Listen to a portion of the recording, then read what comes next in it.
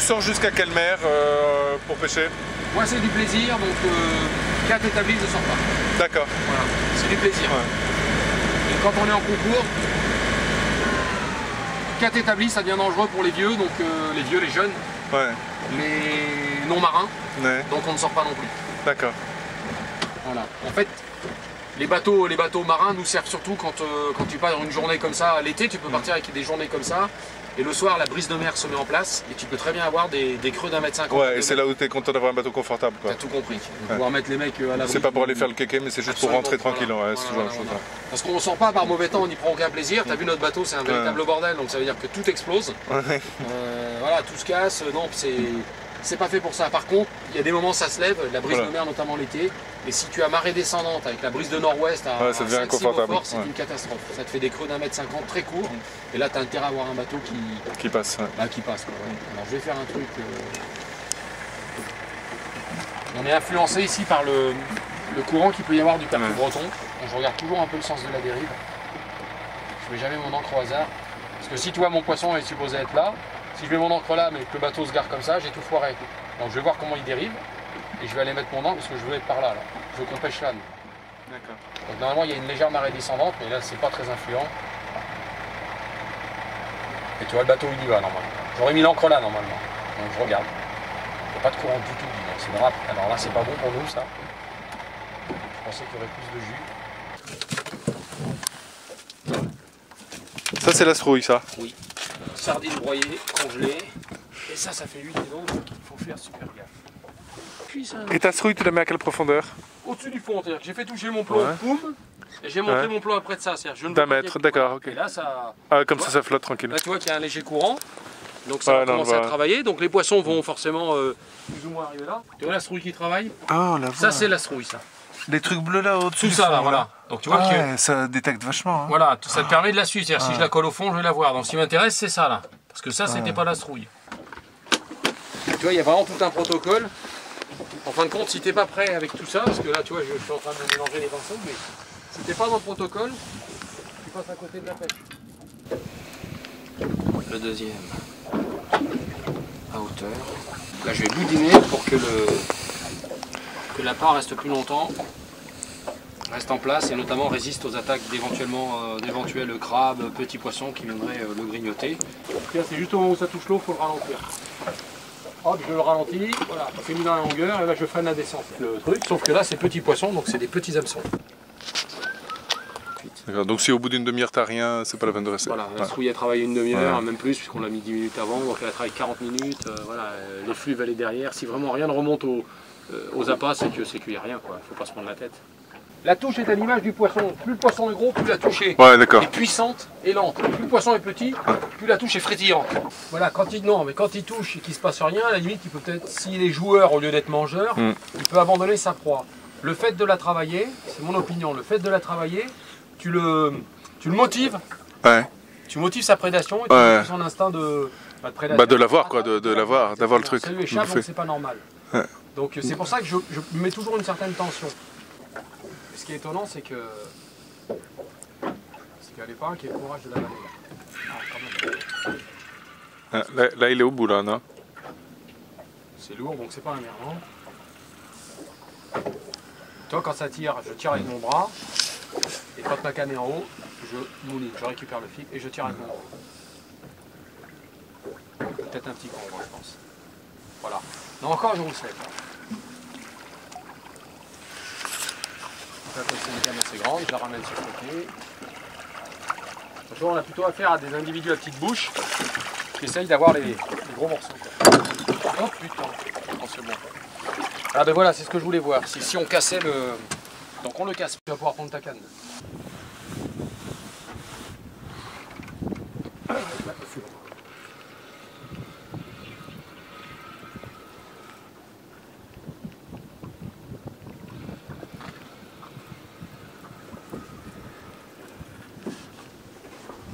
C'est un petit ça, regarde. Ouais, c'est pour ça que tu l'as loupé au départ.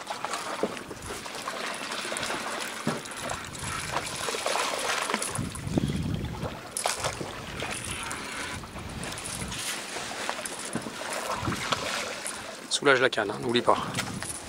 Voilà, tu prends le relais là, voilà, ce qu'on appelle le coulisseau. Vas-y, tire doucement, doucement, voilà, ça va venir. Voilà, et là, hop. Magnifique. Voilà, là, Voilà, nickel. Là, tu secoues ta main. Voilà, parfait. Voilà, là, c'est un con qui est un peu plus gros que les deux petits qu'on a fait. d'accord, là, parce qu'il est plus dur. J'ai rien à faire, hein.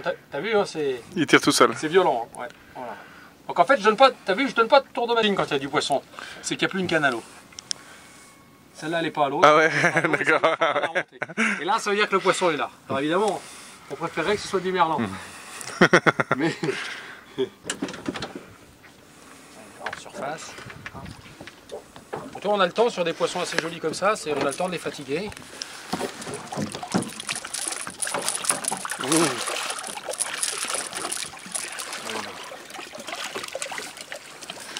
Ça, c'est une de ces tactiques, ça, de tourner. C'est pour ça qu'on met des émerillons.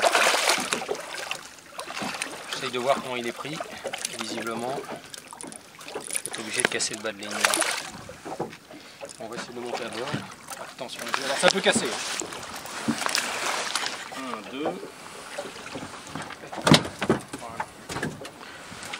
On va laisser se calmer. Il faut le voir, l'hameçon. Dentiste, c'est un métier. J'essaie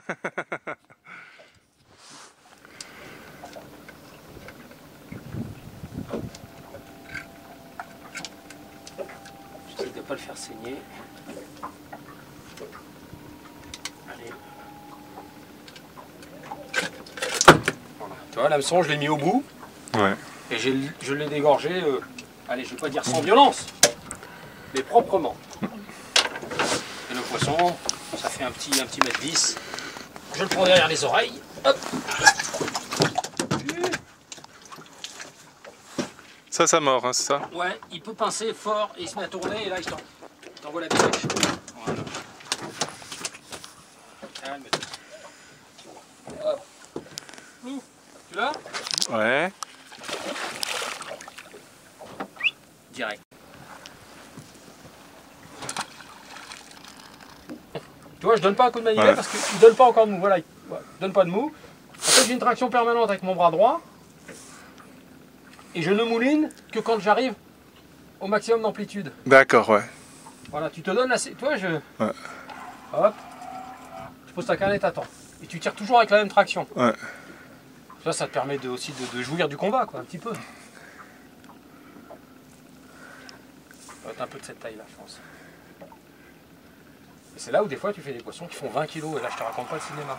Ouais, j'imagine. Je vais grossir d'ailleurs le bas de ligne. On va passer avec quelque chose de plus sérieux parce que la taille augmente. Là, c'est des poissons qui viennent de loin, hein. Ils sont remontés à la spouille. Voilà. C'est toujours le poisson qui donne le tempo. Je tire une pression permanente. Voilà. Ah non, toi, c'est le même, mais il est même pas. C'est fou, hein. Il a eu un rush extraordinaire et c'est un poisson qui fait même pas 5 kg. Et il allait m'emporter la canne. C'est quand même magnifique. C'est pas beau ça?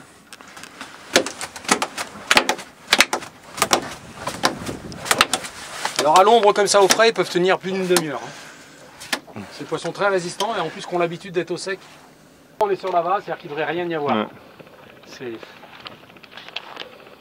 T'as vu, à moins d'une minute. Hein, ouais, c'est fou. Ouais.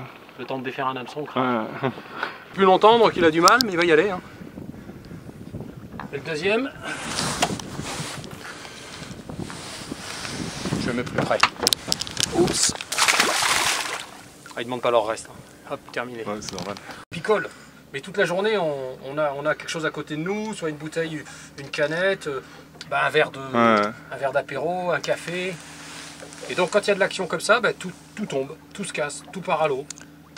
Donc ça manque un maximum de... Et je peux t'assurer qu'un détail de comme support, ça, un détail comme ça, c'est plus qu'une option. Mais j'ai mon idée pour les verres. C'est en fait, on a des porte-gobelets en creux, en inox qu'on peut mettre dans les plabords. C'est ça, c'est exactement ce qu'il faut. Ouais, comme ça, là, ton gobelet il est même assez protégé. Et ça, je peux te dire que quand tu fais la vente de ton bateau, tu vois, au Grand Pava ou n'importe quoi, tu dis non boire l'apéro, posez votre verre là-dedans. Ouais. Qui va faire. Oh, ça, c'est génial. Bah oui, oui. Oh, un maquereau, incroyable! À cette époque de l'année, c'est impossible! Alors là, maquereau du mois de janvier! C'est impossible ça! Ah, ah bah là, possible! La preuve. Excellent. Voilà, tu vois, je fais une tension, voilà, grosse tension, mon poisson est au bout. Je vais attendre qu'il tire pour tirer à mon cours. Voilà. J'ai vraiment attendu que ce soit lui qui me prenne. Vraiment... J'adore ça aussi. Là, c'est lui qui tire là. J'ai rien fait. Ouais. J'ai pas donné un coup de manuel, je me suis même soulagé l'autre bras. Ouais. Ça, c'est une ligne de combien de kilos par exemple? Alors là, tu es en 40 centièmes, tu as une vingtaine de kilos de résistance sur le nylon. Et baling est approprié, c'est un baling avec du fil en 120 centièmes, donc il y a plus de 40 kg de résistance. Donc c'est vraiment un armement gros poisson. Un armement congre en l'occurrence. Congre, ouais, ce que tu veux. Ah, je suis trop content. Oh là. Poisson annoncé, poisson pêché. Donc là, nous avons affaire à une raie.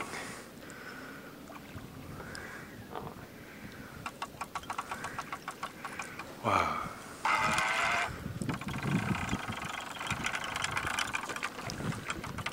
Donc elle se sert de courant, tu vois, elle fait... Alors je vais la mettre sur le dos pour la faire surfer. Voilà. Ce qu'on appelle la raie brunette. Un poisson qui était très rare et depuis sa fermeture qui est devenu assez... pas commun, hein, mais t'en fais régulièrement sur les zones où justement il y a des roussettes. Et comme on a commencé par des roussettes, je t'avais dit avec de la chance on fait une raie. Wow.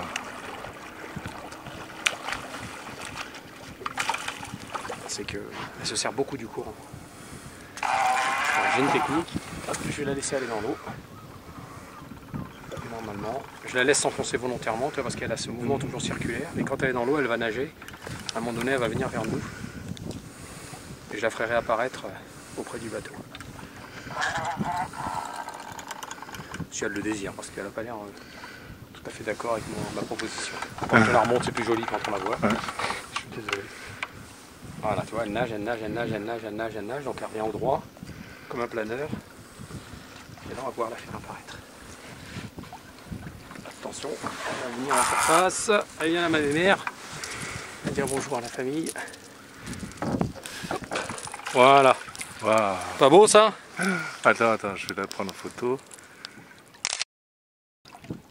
Voilà. Et si on y arrive. Normalement, si elle est bien prise, elle avec l'épuisette sinon? Bref, de manière. Fais attention à toi. Attention à toi. 1, 2 et 3. Un poisson qui fait 5 kg facile. Je la mets sur le ventre. Voilà. Iha! Ah mon Christian! Ça va? Ça rigole plus! Bien. Hop. Je te prends en photo avec? Ah ouais, avec plaisir. Ah, attends, fais la dé. De merlan que je surveillais du coin de l'œil. Donc ça, hop. Il n'y a qu'un endroit où il ne faut pas mettre ses doigts dans une raie, c'est dans la bouche. Ouais. Voilà. Elle est plus propre. Ah, donc c'est une grande vraiment... bouche. Ah ouais, ça a une bouche et ça passe terriblement. Faut surtout pas mettre ta main dedans. Après, je vais te la prendre. Je comprends. Poisson annoncé et poisson à bord, c'est toujours rigolo. Écoute, il nous manque... Qu'est-ce que tu veux que je te dise? On a tout pris au bon. Bon, maquereau, merlan, roussette, raie. Mieux, c'est pas possible. Tout ça, c'est lisse. Lisse. Les piquants sont sur la dorsale jusqu'au bout. Là, regarde, c'est énorme. La raie bouclée, ici, tu as ce qu'on appelle une boucle, c'est-à-dire une petite ocelle avec ça. Ouais. Ici, là. Et tu l'as également de l'autre côté. Alors que la raie brunette, en est dépourvue. Là, en l'occurrence, c'est une femelle. Côté ventre. C'est piquant qui gratte. Elle n'aime pas être sur le dos. Hein. Non, pas trop. Maman n'aime pas être sur le dos.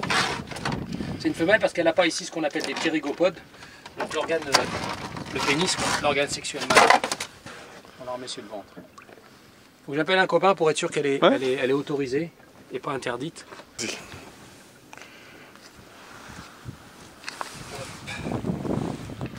la poser.